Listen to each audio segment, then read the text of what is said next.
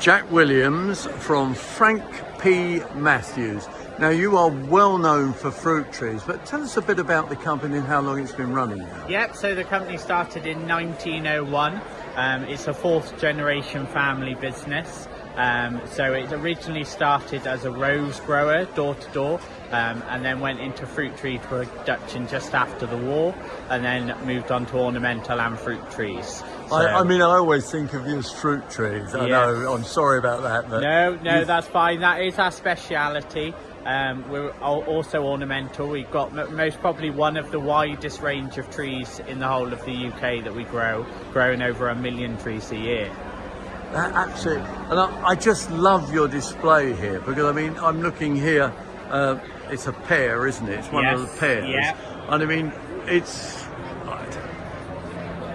just beautiful the way it's been pruned. People don't believe that you can prune a tree like that, do they? I know, they just need a bit of courage, really. That's all it takes. Anything is possible, and you can never make a wrong prune, because it'll always grow back and you can just prune it again.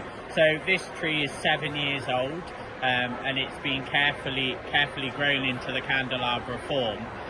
But there's many different ones. You've got espalier forms all in flowers, and there's some fans, there's some stepovers.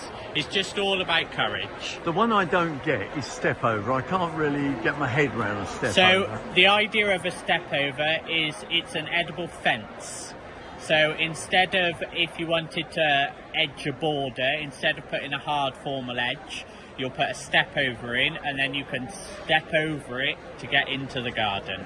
So if we walk just along your display here, we got some ornamentals here. That's just about coming into flower. Yeah, isn't so it? that's Malus fimbriata. So it's almost like a peony rose type flower, as well as having little red fruits, which is a great bird feeder. I can imagine. Yes, definitely. And then you've got smaller Tina, Thornhaze tansies. They're good for your small gardens, containers. Again, great bird feeders as well.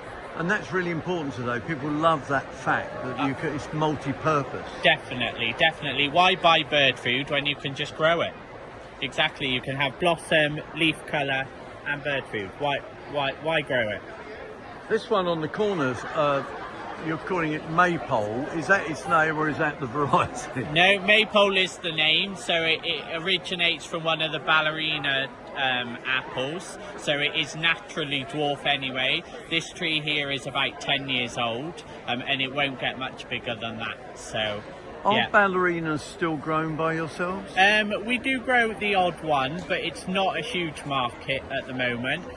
But we do grow many different types of apple on a rootstock that is small enough for growing in pots. So rather than getting that thin shape, we grow them on a rootstock that will get the same height, but you can have the shape that you want. Like maypole here we're talking about? Yeah, maple's you could have that in a tub in your garden quite successfully, couldn't you? Yes, easily, and get that beautiful flower on it as well. Do you think people are very reticent to put fruit trees and ornamental trees into containers? They are. Anything can grow in a container. All you've got to do is feed it and water it regularly, and that's all you need. So if you plan your lovely holiday, just make sure there's some irrigation there to keep it going. But anything is possible, don't be afraid.